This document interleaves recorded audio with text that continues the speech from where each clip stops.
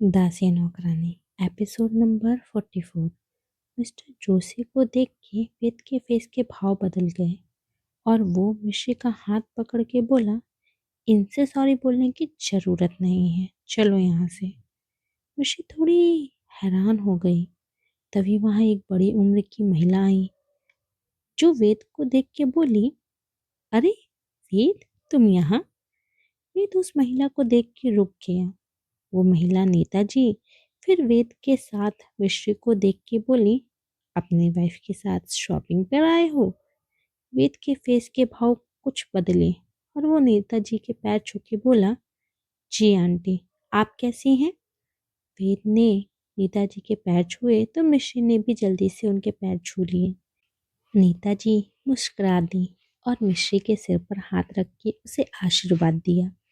मिश्री फिर मिस्टर जोशी के पैर छूने के लिए झुकी, लेकिन वेद ने उसका हाथ पकड़ लिया और एक गुस्से से भरी आवाज में बोला, कोई ज़रूरत नहीं है।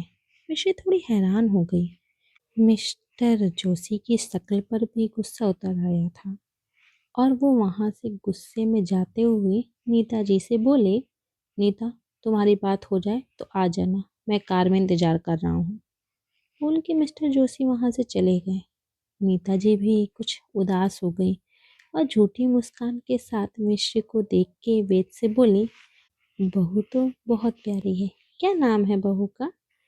वेद सपाट लहजे में बोला, मिश्री। मिश्री वेद को देखने लगी। किसी और के सामने वेद उसको अपनी वाइफ बोल रहा है। कैसे? क्या वो उसे अपनी वाइफ मानता है? नहीं, ऐसा नहीं हो सकता। पक्का ये आंटी किसी न्यूज़ चैनल से होंगी, इसीलिए उनके सामने झूठ बोल रहे हैं। मिश्री सोच रही थी कि नेताजी ने मिश्री का हाथ पकड़ लिया और बोली, किसी दिन आओ वेद के साथ घर पर। ये तो ऐसे आएगा नहीं, तुम ही इसको जबरदस्ती ले आना। मिश्री वेद को देखने लगी। उसे कुछ समझ नहीं आया तो वो बस फीका सा मुस्कुरा दी। नेताजी फिर वेद से बोली, बेटा, घर आ जाया करो। तुम लोग घर आते रहते थे तो मोहित में कुछ सुधार हो रहा था, लेकिन अब तो वो पहले से ज़्यादा। बस इतना बोलते हुए नेताजी की आंखों से आंसू बहने लगे। वेद उनको शांत कराते हुए बोला, आंटी प्लीज़ रोइए मत।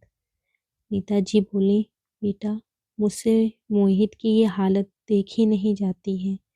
जोशी जी का गुस्सा मेरे बेटे पर मत निकालो, उससे दोस्ती मत तोड़ो।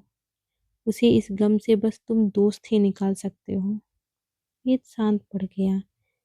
वेद की शक्ल देख के नेताजी अपने आंसू पोंछते हुए बोली, माफ करना बेटा, बस आज तुमको देखा तो बोल दिया, तुम्हारा मन करे तो आना, वरना कोई बात नहीं।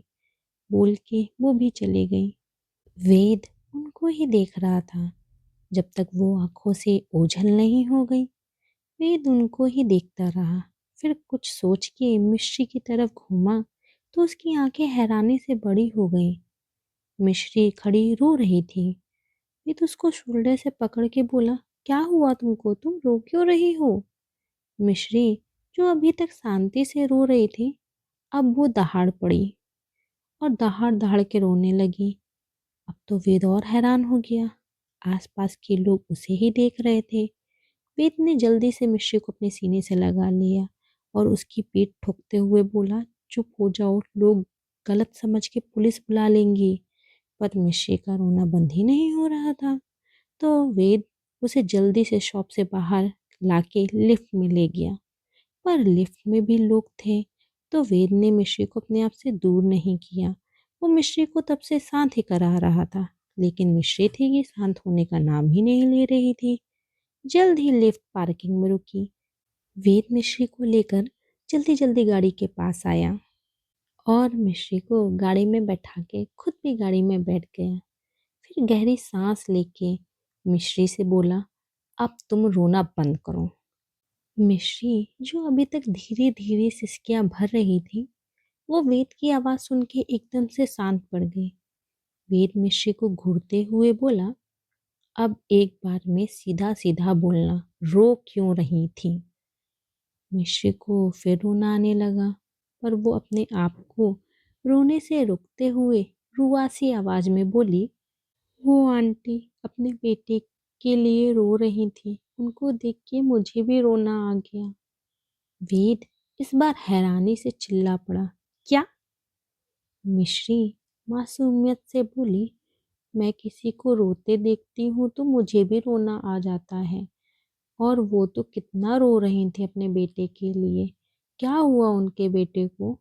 अगर वो आपके जाने से ठीक हो सकते हैं तो आप उनसे मिलने क्यों नहीं जाते हैं? किसी का ठीक होना जरूरी है या फिर दो चार बुरी बातें? वेद मिश्री की बात सुन के सीरियस हो गया और बोला, जब कुछ पता ना हो तो अपनी टिप्पणी देने की कोशिश मत करो। मिश्री बोली, मालिक, मैं कुछ नहीं दे रही, पर मैं एक चीज समझती हूँ। बिना माँ बाप बच्चा और बिना बच्चा माँ बाप का जीवन बहुत कठिन होता है। मेरे माँ बाप नहीं हैं, इसीलिए मैं उनका दर्द समझ सकती हूँ। पर आपके पास सब कुछ है, इसीलिए आप नहीं समझ पाएंगे। बेचारी आंटी कितनी उम्मीद से आपको बुला रही थी। अगर मैं आपकी जगह होती तो जरूर जाती, और फिर मुझे कोई कितना भी बुरा भला बोलता, पर मैं जब तक मेरा दोस्त ठीक नहीं हो जाता हार नहीं मानती। पर आप कहाँ किसी का दर्द या किसी को समझते हैं। आपको उन आंटी के आंसू तक देख के दया नहीं आई। वेद सीरियस हो गया और गाड़ी स्टार्ट करते हुए गुस्से में बोला, तुमको बहुत शौक है ना दूसरों के मामले में घुसने का, तो आज के दिन मैं तुमको वहीं छोड़ देता हूँ। बहुत दया आ रही है ना? पूरा दिन छोड़ो, बस कुछ घंटे ही वहां रुक के दिखा देना। मिश्री वेद को देखने लगी। वो किसी अनजान के घर में कैसे रह सकती है? मिश्री तुरंत वेद को मना करते हुए बोली, नहीं मालिक, मुझे कहीं नहीं जाना। वेद गुस्से में बोला, बस निकल गई हवा? मिश्री का मुंह उतर गया और वो बोली, वो आपके दोस्त हैं, आपको उनका साथ देना चाहिए। वेद मिश्री की बात को काटते हुए बोला, मैं दोस्त हूँ, लेकिन दया तुमको ज्यादा आ रही है ना? तो एक दिन रहो, अच्छे से समझ आ जाएगा मैं क्यों नहीं जाता। तुमने ना मुझे बोला, आप अच्छा करते हो वहां नहीं जाते हो, तो तुम जैसा बोलोगी मैं वैसा करूँगा। वेद की बात सुनकर मिश्री कुछ सोच में पड़ गई।